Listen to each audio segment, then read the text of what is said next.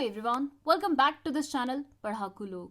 My name is CS पायल पोपली और आज की इस वीडियो में हम बात करने वाले हैं कमर्शियल पेपर्स के बारे में। ये होते क्या हैं, कब इशू किए जाते हैं, किसके द्वारा इशू किए जाते हैं, इन्हें खरीदता कौन है और इनका टाइम ड्यूरेशन क्या होता है।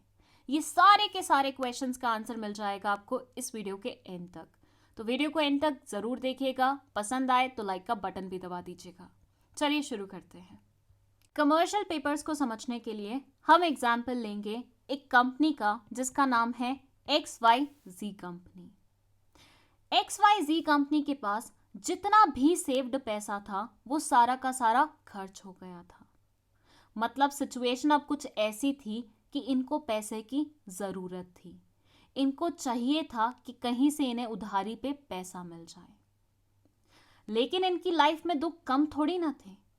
एक बहुत बड़ा दुख तो इनका यही था कि ये बैंक के पास उधारी का पैसा लेने के लिए नहीं जा सकते थे। अब माइट भी आपके दिमाग में क्वेश्चन आ रहा हो कि क्यों नहीं जा सकते थे। तो भैया थी इनकी कोई पर्सनल रीजन? नहीं पसंद आता था इनको वो इंटरेस्ट रेट जिस पे बैंक इनको लोन देता था? नहीं आते थे टर्म्स एंड कंडीशंस बैंक की इनको समझ? नहीं थी इनके पास कोई सिक्योरिटी कोलैटरल के रूप में रखने के लिए, और उसके बिना तो बैंक लोन देता नहीं है। तो इन शॉर्ट बैंक के पास जाना उधारी का पैसा लेने के लिए तो एक ऑप्शन इनके पास था ही नहीं। तो अब यहाँ क्वेश्चन खड़ा होता है कि बैंक नहीं तो कौन, फिर कौन देगा इनको उधारी पे पैसा? ऐसे ही क्वेश्चन को सॉल्व करने के लिए एक नई कॉन्सेप्ट एग्जिस्टेंस में आई जिसे हम बोलते हैं कमर्शियल पेपर्स की कॉन्सेप्ट। कमर्शियल पेपर्स कुछ नहीं है, एक पर्टिकुलर डॉक्यूमेंट है जो किसी ऑर्गेनाइजेशन द्वारा, एक्चुअली करेक्शन, किसी नहीं बड़ी ऑर्गेनाइजेशंस द्वारा इशू किया जाता है नॉर्मल मार्केट में, जिसको वेल्दी लोग, बैंक्स, फाइनेंशियल इंस्टीट्यूशंस और अलग अलग किस्म के इंस्टीट्यूशंस खरीदते हैं और बदले में कंपनी को देते हैं उधारी पे पैसा। भाई सिंपल बात बोलूं तो जिस प्रकार से shares, debentures, bonds, public deposits ये सब इशू किया जाता है ना कंपनीज द्वारा, वैसे ही कमर्शियल पेपर्स भी इशू किए जाते हैं वेल्दी कॉरपोरेशंस द्वारा, मतलब बड़ी बड़ी फेमस कंपनीज द्वारा। अब भाई जैसा भी हो, है तो ये उधारी वाला पैसा ही, तो मतलब एक ना एक दिन कंपनी को ये पैसा वापस लौटाना जरूर पड़ेगा। तो यस, कमर्शियल पेपर्स के बदले में जो पैसा कंपनी को मिलता है इन सब लोगों से, वो कंपनी को एक सर्टेन ड्यूरेशन के बाद वापस लौटाना पड़ता है। और वो सर्टेन ड्यूरेशन भी कमर्शियल पेपर पे मेंशन्ड होती है। कमर्शियल पेपर पे बकायदा लिखा जाता है कि कंपनी वापस पे करेगी इस तारीख को इतना इतना पैसा। तो ये एक किस्म का लोन ही है जो बैंक से ना लेके हम नॉर्मल मार्केट में वेल्दी लोगों से, फाइनेंशियल इंस्टीट्यूशन से लेते हैं और बदले में उनको कमर्शियल पेपर देते हैं। अब यहाँ पे किसी भी समझदार इंसान का एक क्वेश्चन आएगा और वो ये है कि भाई इन लोगों को ऐसा क्या मिलता है जो ये पैसा उठा के इस कंपनी को दे देते हैं?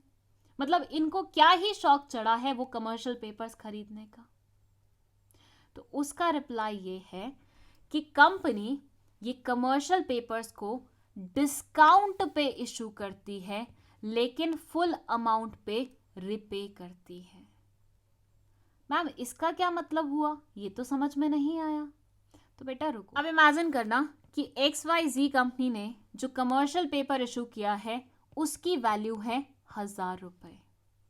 लेकिन क्योंकि हम बोल रहे हैं कि कमर्शियल पेपर्स डिस्काउंट पे इशू किया जाता है, तो किसी प्रोडक्ट का अगर प्राइस 1000 रुपीज़ होता है और उस पर हमें डिस्काउंट मिल रहा होता है, मतलब हमने एक्चुअली कम प्राइस पे किया है उस पर्टिकुलर चीज़ के लिए, राइट?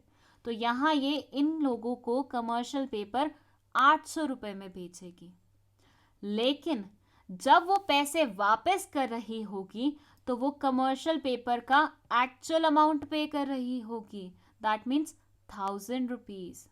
मतलब लिया तो कंपनी ने इन लोगों से सिर्फ 800 रुपया, लेकिन वापसी के टाइम पे इन लोगों को मिल रहा है पूरा 1000 रुपीज़। मतलब 200 रुपये हो रही है इन लोगों की कमाई, इन लोगों की इनकम या प्रॉफिट। तो as a result of which ये लोग भी भाग भाग के कमर्शियल पेपर्स में इन्वेस्ट करते हैं क्योंकि इनको कमाने का मौका मिल जाता है। आया कुछ समझ? सो कमर्शियल पेपर कुछ नहीं है, एक सिंपल सा डॉक्यूमेंट है जो इशू किया जाता है वेल्दी कॉरपोरेशंस द्वारा, ताकि उनके पास जो पैसे की किल्लत है उसे वो सॉल्व कर सके। और ये डिस्काउंट पे इशू किया जाता है, मतलब जो भी कमर्शियल पेपर का प्राइस होगा उससे कम कंपनी लेगी लोगों से और वापस करते हुए पैसे पूरा पूरा अमाउंट पे करेगी। तो जो डिफरेंस अमाउंट होगा वो सामने वाली पार्टी के लिए एक इनकम का काम करेगा, एक प्रॉफिट का काम करेगा। और होगा ये उधारी वाला ही पैसा जो कि कंपनीज एंजॉय कर रही होगी फॉर द टाइम बीइंग के लिए ही। यहां ये बोलते हैं commercial paper is an unsecured. भैया हम बैंक से लोन क्यों नहीं ले रहे थे? क्योंकि वहां पे सिक्योरिटी रखवानी पड़ती है, कोलैटरल सिक्योरिटी जिसे हम बोलते हैं। यहाँ पे कोई सिक्योरिटी नहीं रखवानी पड़ती है, ना ही कोई सिक्योरिटी होती है। दैट्स वाई हम कमर्शियल पेपर को अनसिक्योर्ड लोन की तरह ट्रीट करते हैं। ये एक शॉर्ट टर्म डेट इंस्ट्रूमेंट है।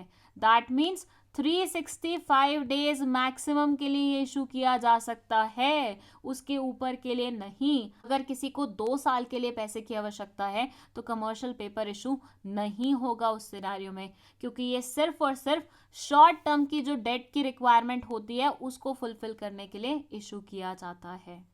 ये इशू किया जाता है गुड रेपुटेशन कॉरपोरेशंस द्वारा, मतलब ऐसी कंपनीज जिनकी रेपुटेशन बहुत अच्छी है, जिनकी क्रेडिट वर्दिनेस बहुत ज़्यादा है, सिर्फ उन्हीं कंपनीज द्वारा इशू किया जाता है। अब ऐसा क्यों है? उसका एक सिंपल सा रीज़न है कि भैया अगर मान लो कोई infamous company commercial paper issue कर रही है, तुम खरीदोगे क्या? कोई ऐसी नई ताज़ा ताज़ा आई कंपनी छोटी मोटी कमर्शियल पेपर इशू कर रही है, क्या तुम खरीदोगे? बट वहीं पे अगर कभी अंबानी सर बोले कि रिलायंस कमर्शियल पेपर इशू करिए, तुम भाग के पकड़ोगे उस कमर्शियल पेपर को। वहीं पे टाटा अनाउंस कर दे कि भैया हम कमर्शियल पेपर्स ला रहे हैं, क्या नहीं खरीदोगे तुम उन्हें? अगर पैसे होंगे तो ऑब्वियसली तुम्हारे पास खरीदोगे ना।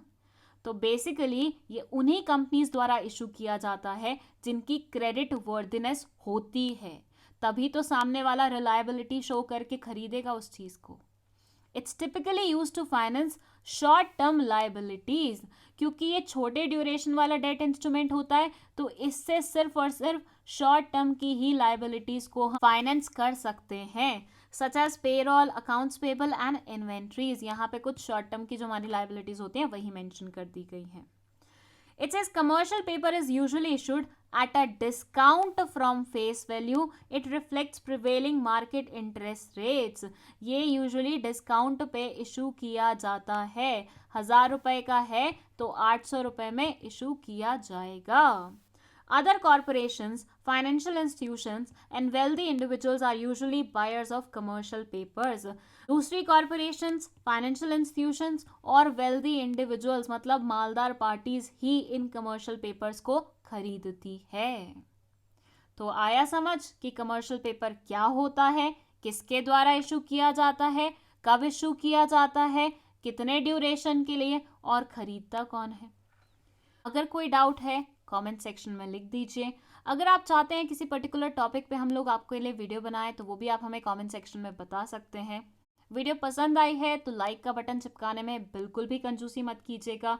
अपने दोस्तों के साथ इस चैनल को थोड़ा सा शेयर कर दीजिएगा और खुद भी सब्सक्राइब करते हुए जाइएगा अगर अभी तक आपने नहीं किया है तो। That's it. Thank you so much for watching this video.